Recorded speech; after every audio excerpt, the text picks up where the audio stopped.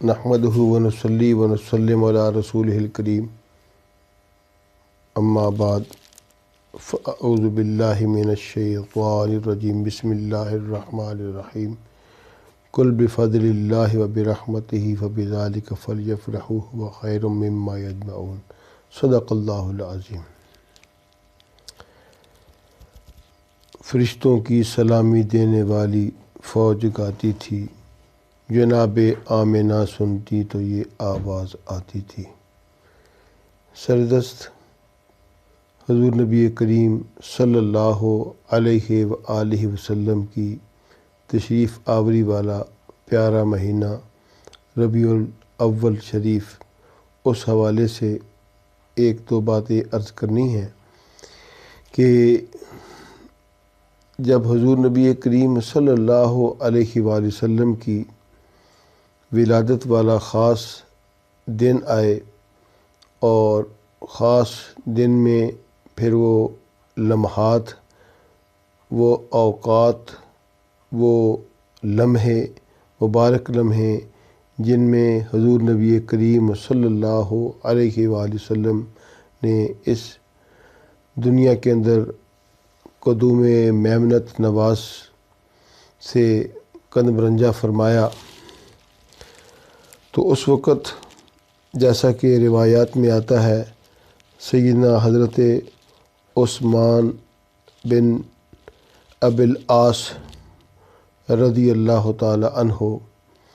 उनकी वालिदा ख़ास मौजूद थीं जबकि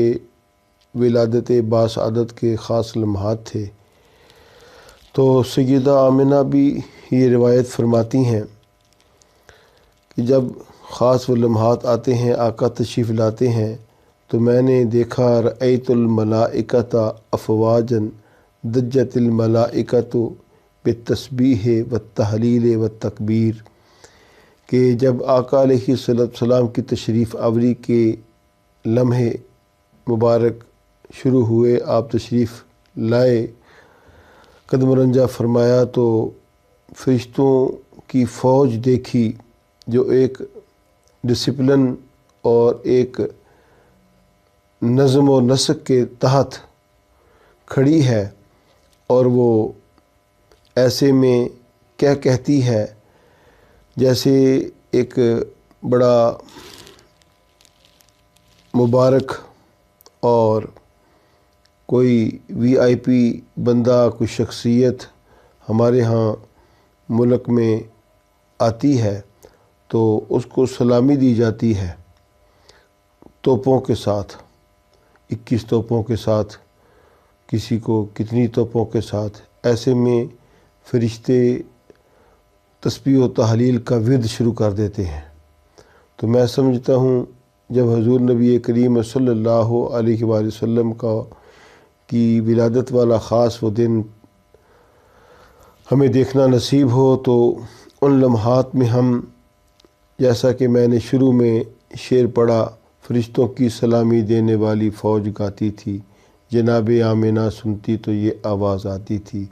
ऐसे में उन लम्हात में अगर सलामी पेश करते हुए हम सलाम का नजराना पेश करें तो ये बहुत अच्छी बात है, ये मुस्तहब फ़ेल है, और ऐसे लम्हात को निस्बत होती है उन लम्हात के साथ, ऐसे दिन को निस्बत होती है उस दिन के साथ जिसमें आका तशरीफ़ लाए। तो ऐसे में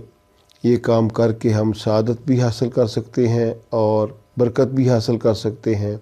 और ऐसे लम्हात में अगर ख़ास दुआ की जाए तो अल्लाह ताला उन लम्हात की निस्बत से वो दुआ भी कबूल फ़रमाएगा। और फिर जुलूस के हवाले से, जैसा कि हम जुलूस में हुज़ूर नबी करीम सल्लल्लाहु अलैहि वसल्लम की विलादत वाला जुलूस जब देखते हैं, उसमें शामिल होते हैं, हाज़िर होते हैं, तो बावज़ू हाज़िर हुआ जाए और टोपी पहनकर, यानी अगर हो सके तो नया लिबास ज़ेब तन किया जाए, क्योंकि ये ईद का दिन होता है। और जैसे हम अमूमन ईद उल अज़हा या ईद उल फ़ितर के दिन नए कपड़े ज़ेब तन करना पसंद करते हैं, तो अगर عید میلاد النبی صلی اللہ علیہ وآلہ وسلم والے دن بھی اگر نئے کپڑے زیب تن کیے جائیں، غسل تو عموماً کر لیا جاتا ہے، نئے کپڑے زیب تن کیے جائیں یا سفید لباس پہنا جائے، پگڑی اور ٹوپی کا اہتمام کیا جائے تو اس کا بھی یقیناً ثواب ہوگا۔ اور اس میں صرف بندوں کے لیے نہیں بلکہ عورتیں بھی اگر مہندی، چوڑیاں اور بناؤ سنگار، جو جائز بناؤ سنگار ہے، اس کا اہتمام کرتی ہیں تو گھروں میں وہ آقا علیہ الصلوۃ والسلام کی ذات پر درود پاک پڑھتے ہوئے، آپ کی سیرت والی کتاب کا مطالعہ کرتے ہوئے، قرآن پاک کی تلاوت کرتے ہوئے یا دیگر اس طرح کا کوئی اور کام جس میں مشغول ہو سکیں، اور وہ مہندی اور نئے کپڑوں کے ساتھ اور اس طرح جائز بناؤ سنگھار کے ساتھ یہ شمولیت اختیار کریں گھروں کے اندر، محافل کے اندر باپردہ، تو اس کا بھی ثواب ہوگا اور اس سے یقیناً اچھی روش بنے گی اور اس کے اچھے اثرات مترتب ہو سکتے ہیں۔ خصوصاً احباب کے حوالے سے، بندوں کے حوالے سے یہ ہے، ہم مسلمانوں کو عاشق رسول ہونے کا اگر دعویٰ ہے تو ایسی محافل میں، میلاد کے جلوس میں یقیناً وضو کے ساتھ شامل ہونا یہ کار ثواب ہے اور اچھی بات ہے۔ اس سے اچھا اثر بھی پیدا ہوگا اور اس سے صحیح برکات بھی حاصل ہوں گی۔